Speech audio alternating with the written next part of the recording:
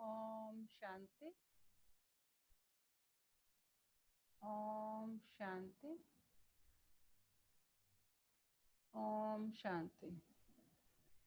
आज 18 अगस्त 2020 बाबा के महावाक्य हैं। पहले सुनते हैं मुरली का सार। मीठे बच्चे, अपनी सतो प्रधान तकदीर बनाने के लिए याद में रहने का खूब पुरुषार्थ करो। सदा याद रहे मैं आत्मा हूँ। बाप से पूरा वर्षा लेना है।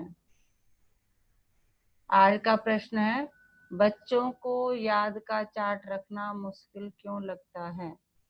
उत्तर, क्योंकि कई बच्चे याद को यथार्थ समझते ही नहीं। बैठते हैं याद में और बुद्धि बार भटकती है, शांत नहीं होती। फिर वायुमंडल को खराब करते हैं। याद करते ही नहीं तो चार्ट फिर कैसे लिखें? अगर कोई झूठ लिखते हैं तो बहुत दंड पड़ जाता है। सच्चे बाप को सच बताना पड़े। आज का गीत है, तकदीर जगाकर आई हूँ।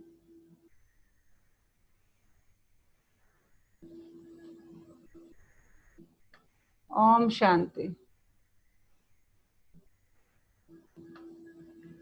रूहानी बच्चों को फिर भी रूहानी बाप रोज रोज समझाते हैं कि जितना हो सके देही अभिमानी बनो, अपने को आत्मा निश्चय करो और बाप को याद करो, क्योंकि तुम जानते हो हम उस बेहद के बाप से बेहद सुख की तकदीर बनाने आए हैं। तो जरूर बाप को याद करना पड़े। पवित्र सतो प्रधान बनने बगैर सतो प्रधान तकदीर बना नहीं सकते। यह तो अच्छी रीति याद करो। मूल बात है ही एक, यह तो अपने पास लिख दो। वहां पर नाम लिखते हो ना, तुम भी लिख दो, हम आत्मा हैं, बेहद के बाप से हम वर्षा ले रहे हैं। क्योंकि माया भुला देती है, इसलिए लिखा हुआ होगा तो घड़ी घड़ी याद रहेगी। मनुष्य ओम का व कृष्ण आदि का चित्र भी लगाते हैं याद के लिए। यह तो है नए ते नहीं यार, यह सिर्फ बेहद का बाप ही समझाते हैं। इस समझने से तुम सौभाग्यशाली तो क्या पदम भाग्यशाली बनते हो। बाप को न जानने कारण, याद न करने कारण कंगाल बन गए हैं। कैसे बन गए कंगाल? बाप को न जानने के कारण और याद न करने के कारण। एक ही बाप है जो सदैव के लिए जीवन को सुखी बनाने आए हैं। बल याद भी करते हैं परंतु जानते बिल्कुल नहीं। विलायत वाले भी सर्वव्यापी कहना भारतवासियों से सीखे हैं। भारत गिरा है तो सब गिरे हैं। भारत ही रेस्पॉन्सिबल है अपने को गिराने और सबको गिराने। बाप कहते हैं, मैं भी यहाँ ही आकर भारत को स्वर्ग सचखंड बनाता हूँ। ऐसा स्वर्ग बनाने वाले की कितनी ग्लानि कर दी है, भूल गए हैं, इसलिए लिखा हुआ है यदा यदा ही। इनका भी अर्थ बाप ही आकर समझाते हैं। बलिहारी एक बाप की है। अभी तुम जानते हो बाप आते हैं जरूर, शिव जयंती मनाते हैं, परंतु शिव जयंती का कदर बिल्कुल नहीं है। अभी तुम बच्चे समझते हो जरूर होकर गए हैं। जिसकी जयंती मनाते हैं सतयुगी आदि सनातन देवी देवता धर्म की स्थापना वही करते हैं। और सब जानते हैं कि हमारा धर्म फलाने ने फलाना समय स्थापन किया। उनके पहले है ही देवी देवता धर्म। उनको बिल्कुल ही नहीं जानते हैं कि धर्म कहाँ गुम हो गया।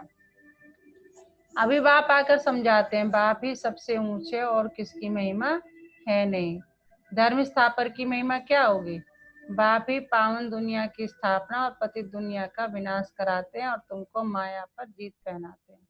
यह बेहद की बात है। रावण का राज्य सारी बेहद की दुनिया पर है, हद के लंका आदि की बात नहीं। यह हार जीत की कहानी भी सारे भारत की ही है, बाकी तो बाई प्लॉट है। भारत में डबल सिरताज और सिंगल ताज राजाएं बनते हैं, और जो भी बड़े बड़े बादशाह होकर गए कोई पर भी लाइट का ताज नहीं होता है सिवाय देवी देवताओं के। देवताएं तो फिर भी स्वर्ग के मालिक थे ना। अब शिव बाबा को कहा ही जाता है परम पिता पतित पावन। इनको लाइट कहाँ देंगे? लाइट तब दें जब बगैर लाइट वाला पतित भी हो। वह कभी बगैर लाइट वाला होता ही नहीं। बिंदी पर लाइट दे कैसे? बिंदी पर लाइट दे कैसे सकेंगे, हो न सके। दिन प्रतिदिन तुमको बहुत गुह्य गुह्य बातें समझाते रहते हैं, जो जितना बुद्धि में बिठा सके। मुख्य है ही याद की यात्रा। इसमें माया के विघ्न बहुत पड़ते हैं। भल कोई याद के चार्ट में 50-60% भी लिखते हैं, परंतु समझते नहीं कि याद की यात्रा किसको कहा जाता है। पूछते रहते इस बात को, याद कहें, बड़ा मुश्किल है। तुम यहाँ 10-15 मिनट बैठते हो, उसमें भी जांच करो, याद में अच्छी रीति रहते हैं। बहुत है जो याद में रह नहीं सकते, फिर वे वायुमंडल को खराब कर देते हैं। बहुत है जो याद में न रहने से विघ्न डालते हैं। सारा दिन बुद्धि बाहर भटकती रहती है। सो यहाँ थोड़ी शांत होगी, इसलिए याद का चार्ट भी रखते नहीं। झूठा लिखने से तो और ही दंड पड़े। बहुत बच्चे भूले करते हैं, छिपाते हैं, सच बताते नहीं।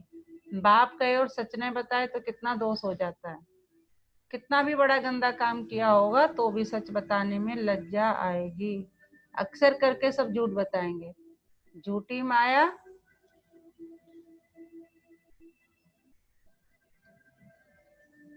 झूठी माया झूठी काया है ना, एकदम देह अभिमान में आ जाते हैं, एकदम देह अभिमान में आ जाते हैं।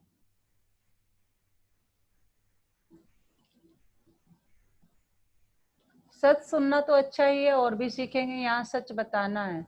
नॉलेज के साथ साथ याद की यात्रा भी जरूरी है, क्योंकि याद की यात्रा से ही अपना और विश्व का कल्याण होना है। नॉलेज समझाने के लिए बहुत सहज है, याद में ही मेहनत है। बाकी बीज से झाड़ कैसे निकलता है वह तो सबको मालूम रहता है। बुद्धि में 84 का चक्र है, बीज और झाड़ की नॉलेज होगी ना। बाप तो सत्य है, चैतन्य है, ज्ञान का सागर है, उनमें नॉलेज है समझाने के लिए। यह है बिल्कुल अनकॉमन बात। यह मनुष्य सृष्टि का झाड़ है, यह भी कोई नहीं जानते। सब नीति नीति करते गए, ड्यूरेशन को भी नहीं जानते, तो बाकी क्या जानेंगे। तुम्हारे में भी बहुत थोड़े हैं जो अच्छी रीति जानते हैं, इसलिए सेमिनार भी बुलाते हैं। अपनी अपनी राय दो, राय तो कोई भी दे सकते हैं। ऐसे नहीं कि जिनके नाम है उनको ही देनी है, हमारा नाम नहीं है हम कैसे देंगे। नहीं, कोई को भी सर्विस अर्थ कोई राय दे, कोई राय हो, एडवाइस हो, लिख सकते हो। बाप कहते कोई भी राय आए तो लिखना चाहिए। बाबा इस युक्ति से सर्विस बहुत बढ़ सकती है। कोई भी राय दे सकते हैं, देखेंगे किस किस प्रकार की राय दी है। बाबा तो कहते रहते हैं किस युक्ति से हम भारत का कल्याण करें, सबको पैगाम देवे।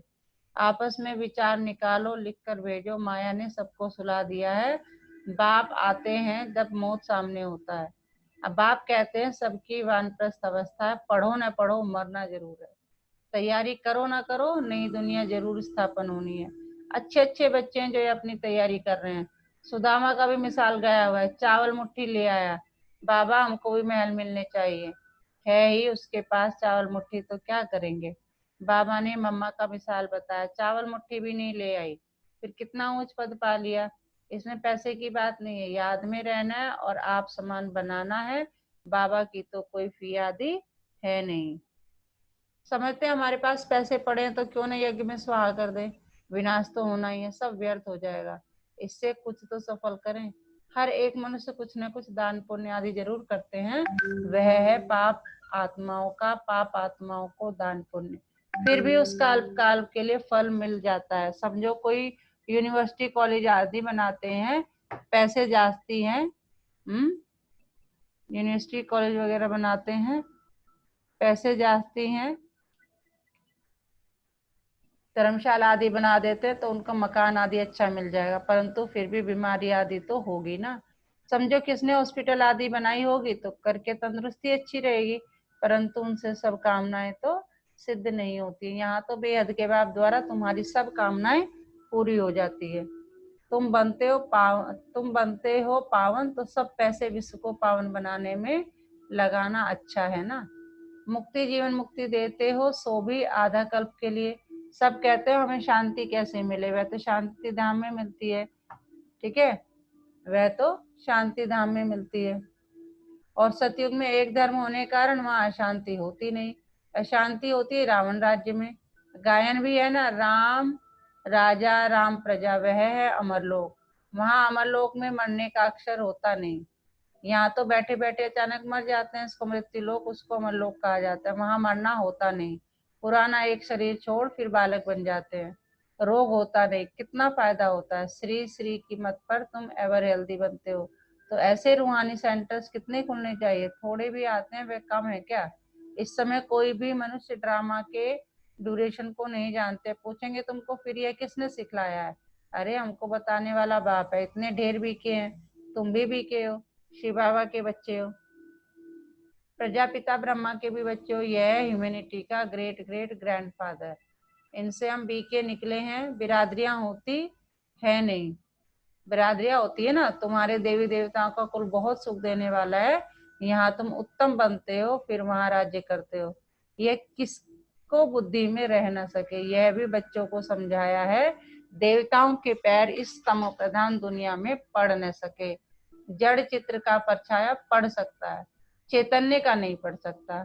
तो बाप समझाते हैं, बच्चे एक तो याद की यात्रा में रहो, कोई भी विकर्म ना करो, सर्विस की युक्तियां निकालो। बच्चे कहते हैं बाबा हम तो लक्ष्मी नारायण जैसा बनेंगे। बाबा कहते तुम्हारे मुख में गुलाब, लेकिन इसके लिए मेहनत भी करनी है। ठीक है, बाबा कह रहे हैं ऊंचा पद पाने के लिए मेहनत करनी पड़ेगी, ऐसे नहीं। ऊंच पद पाना है तो आप समान बनाने की सेवा करो। तुम एक दिन देखेंगे एक एक पंडा अपने साथ 100-200 यात्री भी ले आएंगे। आगे चल देखते रहेंगे, पहले से थोड़े कुछ कह सकते हैं। जो होता रहेगा सो देखते रहेंगे। यह बेहद का ड्रामा है, तुम्हारा है सबसे मुख्य पार्ट बाप के साथ, जो तुम्हारी पुरानी दुनिया को नई बनाते हो। यह है पुरुषोत्तम संगम युग। अब तुम सुखधाम के मालिक बनते हो, वहां दुख का नाम निशान नहीं है।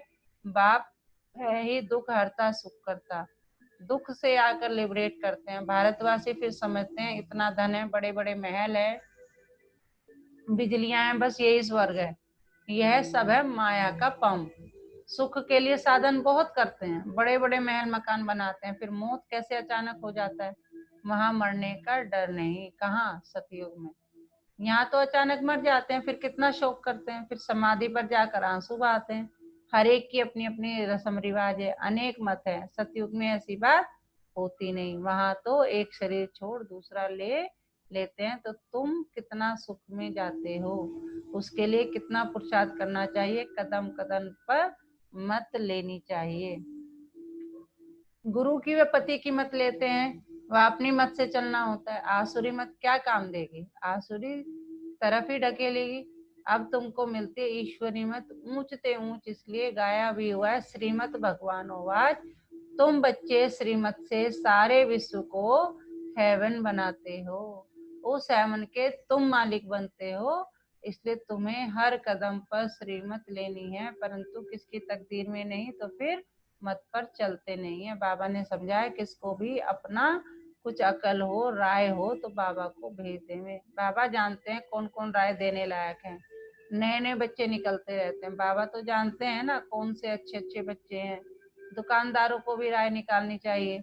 ऐसे यत्न करे जो बाप का परिचय मिले, दुकान में भी सबको याद कराते रहें। भारत में जब सतयुग था तो एक धर्म था, इसमें नाराज होने की तो बात है नहीं। सबका एक बाप है। बाप कहते हैं माम एकम याद करो तो तुम्हारे विकर्म विनाश हो जाएं, स्वर्ग के मालिक बन जाएंगे। क्या करना है? याद करना है बाबा को, और क्या करना है? सबको बाबा का परिचय देना है। मीठे मीठे सिकिलते बच्चों प्रति माता पिता बाप दादा का याद प्यार और गुड मॉर्निंग। रूहानी बाप की रूहानी बच्चों को नमस्ते। हम रूहानी बच्चों की रूहानी बाप दादा को याद प्यार गुड मॉर्निंग, नमस्ते बाबा नमस्ते। शुक्रिया बाबा शुक्रिया, हमें अपना बनाने के लिए, हमें रोज पढ़ाने के लिए, हमें पतित से पावन बनाने के लिए। धारणा के लिए मुख्य सार। धारणा के लिए मुख्य सार, श्रीमत पर चलकर सारे विश्व को स्वर्ग बनाने की सेवा करनी है। बहुतों को आप समान बनाना है। आसुरी मत से अपनी संभाल करनी है। तो एक ही पॉइंट में 3 बातें कह दी कि श्रीमत पर चलकर सारे विश्व को स्वर्ग बनाने की सेवा करनी है, बहुतों को आप समान बनाना है, आसुरी मत से अपनी संभाल रखनी है।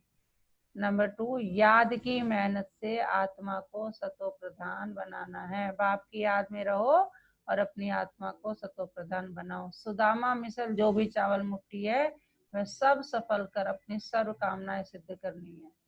कहने का मतलब है यज्ञ में जो आपके पास है, जितनी आपकी सामर्थ्य है उतना जो है दान कर जो है अपनी सारी कामनाएं सिद्ध करनी है। आज का वरदान है, परीक्षाओं और समस्याओं में मुरझाने के बजाय मनोरंजन का अनुभव करने वाले सदा विजयी भव। May you constantly be victorious by experiencing tests and problems as entertainment instead of wilting under them. इस पुरुषार्थी जीवन में ड्रामा अनुसार समस्याएं व परिस्थितियां तो आनी ही है। जन्म लेते ही आगे बढ़ने का लक्ष्य रखना अर्थात परीक्षाओं और समस्याओं का आह्वान करना। जब रास्ता तय करना है तो रास्ते के नज़ारे न हो यह कैसे हो सकता है। इसलिए उन नज़ारों को पार करने के बजाय यदि करेक्शन करने लग जाते हैं तो बाप की याद का कनेक्शन लूज हो जाता है और मनोरंजन के बजाय मन को मुरझा देते हैं। इसलिए वाह नजारा वाह के गीत गाते आगे बढ़ो अर्थात सदा विजयी भव के वरदानी भव।